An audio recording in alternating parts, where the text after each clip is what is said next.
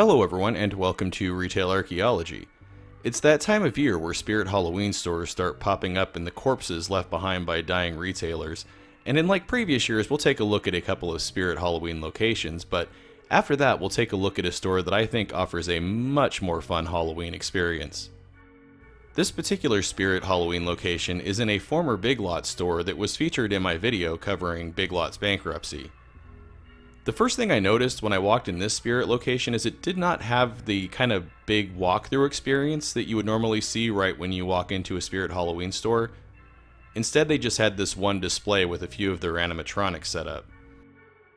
Normally I would include the audio from the animatronics, however this year, Spirit stores are blaring music so loud in the store that the animatronics are barely audible, and also the music triggers copyright issues.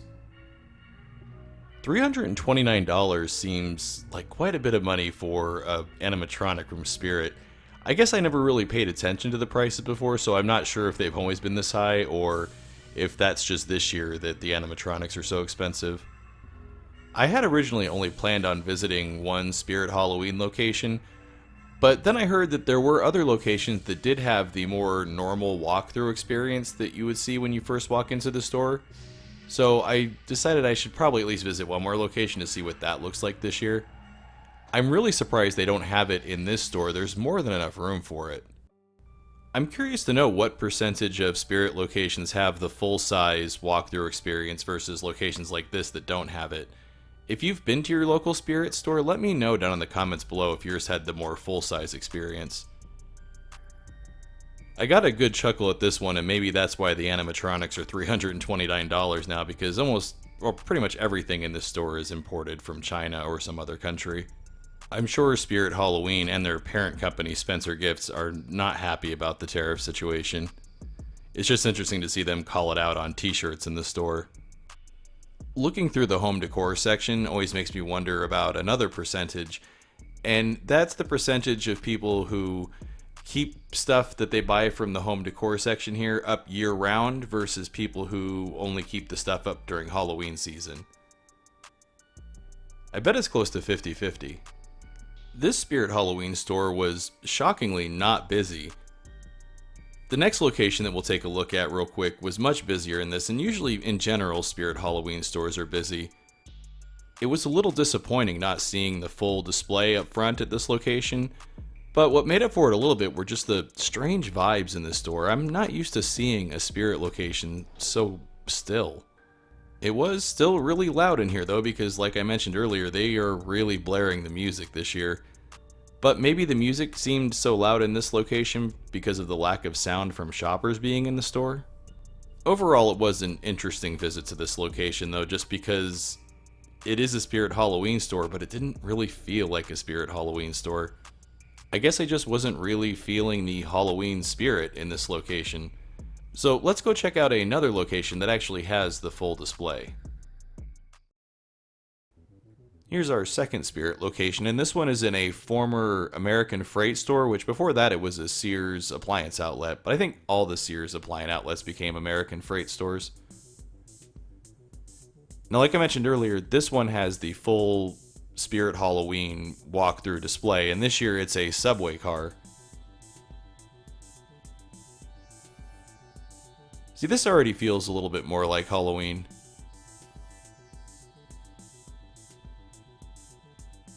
Unfortunately, I can't play the sounds and stuff from the animatronics, because again, they're just blaring the music in here. But that's one I don't think I've ever seen before. It would be scarier if it moved faster.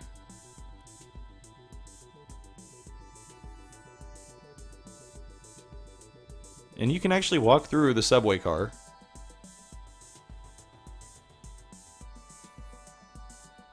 Up on the ceiling they have one of those spinning light bar displays. Unfortunately my camera's frame rate isn't syncing up with it properly, but it looks better in person, and it's all sewer rats and stuff. And then here we have Master Splinter, who looks like he fell on harder times. Must have been hanging out with the wrong crowd. This is why you shouldn't dump medication down your toilet. It goes into the sewer and it does this to Master Splinter.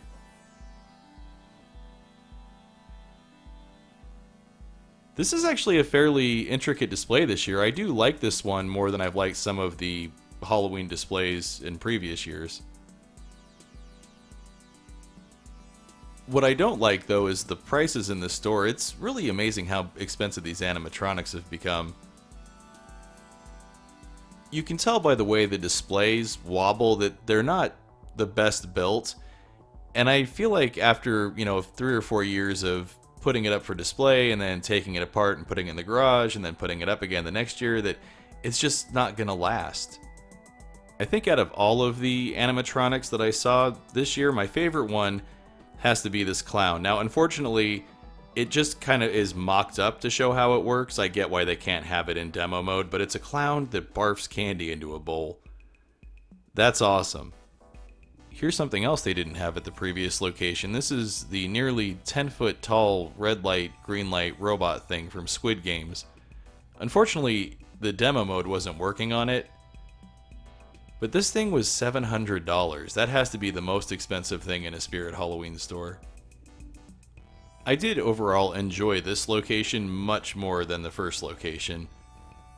However, a lot of it did just seem like the same Spirit Halloween store that we see every year. Nothing really seems to change except for the big displays that they do in the front of the store. That led me to do a search for other Halloween stores, and I found a really awesome one. And they do have a little bit less in the way of costumes. You're not going to find a skibbity toilet costume there probably. But they do have everything else Halloween and horror film related that you could think of.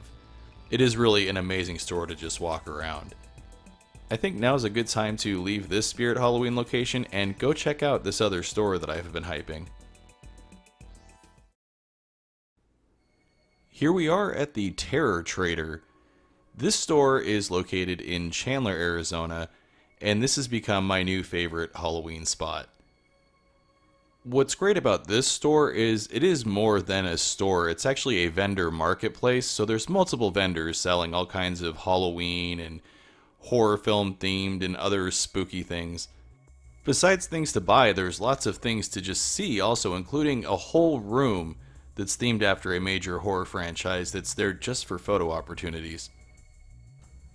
One of the first things that I saw when I walked into the store was an entire wall of old Fangoria issues.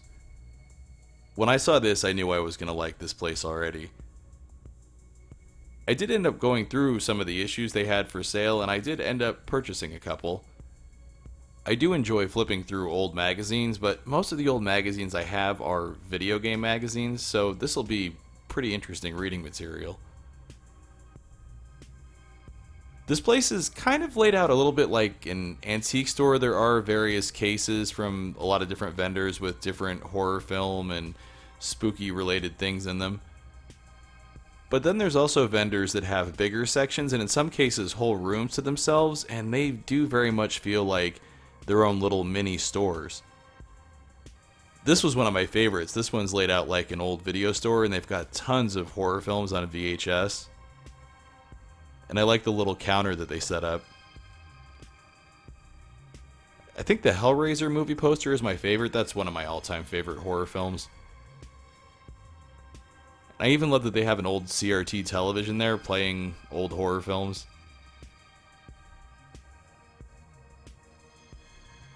Here's a look at some of the other VHS tapes they have.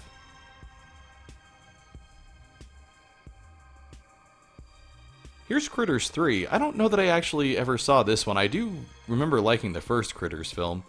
I know I've seen the first two, I think.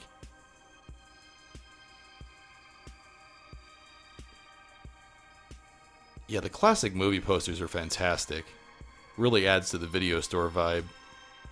And it's interesting to see that the VHS tapes were much more expensive than DVDs. Here's a whole bunch of horror films on DVD for just $2. Here's their wall of masks, and they've got some good ones here. But what really caught my eye was this Ghostbusters sign. That's really neat. I actually was kind of interested in purchasing that, but I got distracted by all the other stuff in the store and I forgot to come back and take a look at how much it was. I got a good giggle out of these. These are a bunch of badges for different fictitious movie characters. They even have one for Ghostface there, and then they've got them for Agent Scully and Agent Mulder. So many different characters. And here's a whole bunch of horror film collectibles. I don't know if you call these action figures technically, or just collectibles. I've never seen the Misfits figure. I think the Alien and Aliens were my favorite, though. I love those films as well. I love a lot of the films that are represented in this store. Here's kind of an Evil Dead themed area. And they even had a reel-to-reel machine set up that they were simulating it playing the tape from Evil Dead with the whole I've seen the dark shadows moving through the woods bit. Unfortunately, I can't play it here because there was also music playing in the background, and that was triggering copyright issues for the video. But the reel-to-reel player wasn't actually playing the audio. You can see it's not moving there. But it was coming out of that box. I noticed these jars over here, and I wasn't sure what was in these, if these were like little simulated alien babies or something. And then I got to looking at the labels on the lids of the jars, and those are actually all possum fetuses. There are a lot of oddity types things in this store as well. They also had an interesting collection of wine corks. And over here I was looking to see if they had a monkey paw, but they don't, unfortunately. Down on the floor there was a box of human x-rays.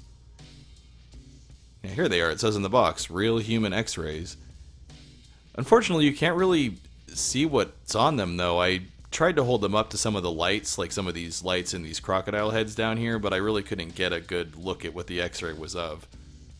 Here's a vendor named Brain Damage Boutique, and it's off in one of these separate rooms. See what I mean? This feels kind of like its own little mini store. I guess you could call this place a horror mini mall. I like all these novelty hotel keychains. That was something else I meant to come back and look at, and I totally forgot to. Yeah, this really does feel like a little mini Hot Topic, but just all horror film stuff. There was some pretty great stuff in the glass case in here as well.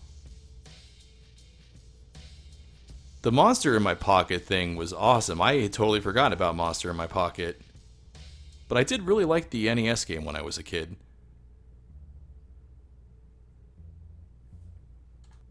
Freddy Fazbear and a Silent Hill nurse together are kind of an interesting combination.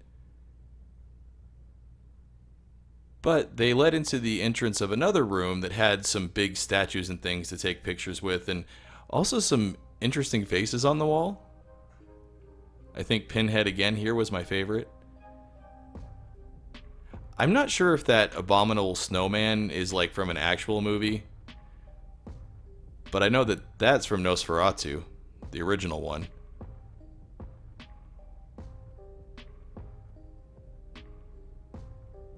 Yeah, that thing was really tall. I'm 6'4", and it was much taller than me. And then also in this same room, they had a couple of arcade games, including a Splatterhouse arcade game, although I'm pretty sure this is a reproduction cabinet, or at the very least it's had the old CRT monitor replaced with a modern monitor. Seeing this arcade cabinet reminded me that I haven't played Splatterhouse yet this Halloween season, so when I got home I played it on the TurboGrafx 16 for a little bit. Fortunately I wasn't able to beat it, I was a little bit rusty. Next to that they also had a House of the Dead arcade cabinet, and I love this one just because I love light gun games in general. If they really want to make Spirit Halloween awesome, they should put House of the Dead light gun arcade cabinets in them. From that room, there was a hallway that led to the Oddities Tomb. It's been a long time since I've walked through beaded curtains. But this Oddities Tomb contained a lot of the really weird stuff that's in this store. Lots of things in jars, death masks, quack medical equipment. I think that's supposed to be a shrunken head. And of course there's a whole corner of creepy dolls, just staring at you.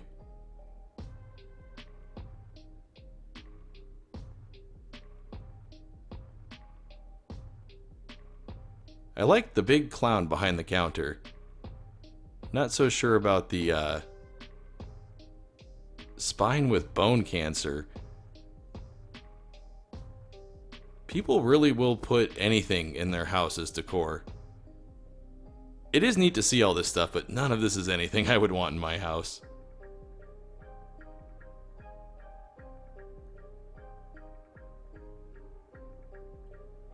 That jar of pig is reminding me of high school biology class. And here is a Smurf corpse. I got a good laugh out of this. You will too once you see it. That is a 100% definitely believable Smurf corpse. Definitely wasn't expecting to see that in this store.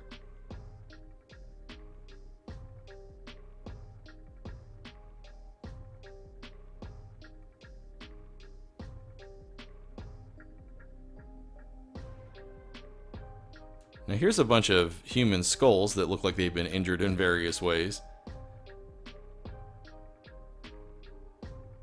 The articulated one is pretty interesting. Or do you call it an exploded skull? I'm not sure what the official term for that is. When you leave the Oddities tomb, if you continue down the hallway, you come to this. A whole photo opportunity staged to look like a scene from the Saw films. And this was pretty amazing to see. It looks pretty realistic.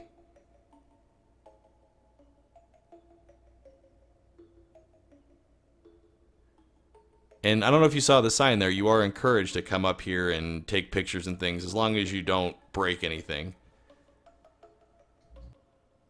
And over in the corner we've got Billy the Puppet. And after meeting Billy the Puppet in person, I'm pretty sure I could kick his ass. It took me a minute to realize what that was a statue of, but then I saw the well and realized that's from The Ring. I haven't seen that movie in ages. I should give it another watch. Here's yet another room. I'm not sure if this is all one vendor, but they do have a casket with a skeleton in it.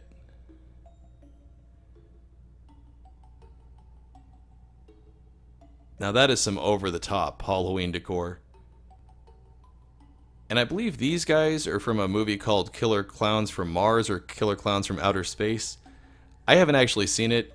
They were, similar statues were in a Spirit Halloween film I did a year or two ago, and I didn't recognize them, and I caught a lot of flack for that. I still haven't seen the movie yet.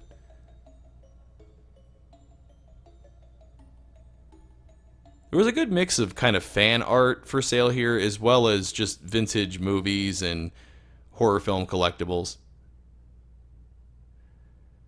I really do like the art. I like Toxie there.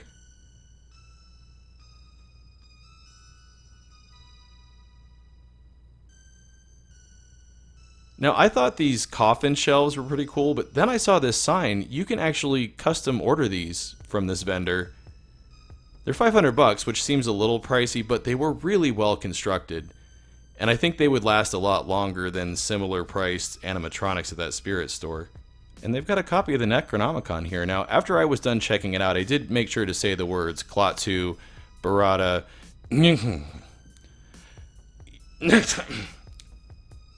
I said them close enough, it's fine. And these little guys from Critters were adorable. I really do love critters. I think I could domesticate them. Now here's something I wasn't expecting to see in this store. This is an NES homebrew game called All Hell Unleashed, and I haven't heard of this one before, so I'm gonna have to check it out. I always love seeing brand new games for 40-year-old video game consoles. I like the rental style case this comes in also. The cartridge looks pretty authentic. That looks just like an NES cartridge from the 80s. This was such a fun store to check out, and it was so much bigger than I thought it was going to be, and even though I keep calling it a Halloween store, the great thing about this place is it's open all year. This store is located in Chandler, Arizona, like I mentioned earlier, but it might be worth checking out if you've got a similar store near you. As always, everyone, thanks for watching, and happy Halloween! Want to see your name here? Head on over to patreon.com/Retail Archaeology to find out how you can help support the Retail Archaeology channel. Hey everyone, thanks for checking out this special Halloween episode. If you enjoyed it, please make sure to hit those like and subscribe buttons, and also make sure to follow at the social media links down there because that's the best way to keep up with what's going on with the Retail Archaeology channel.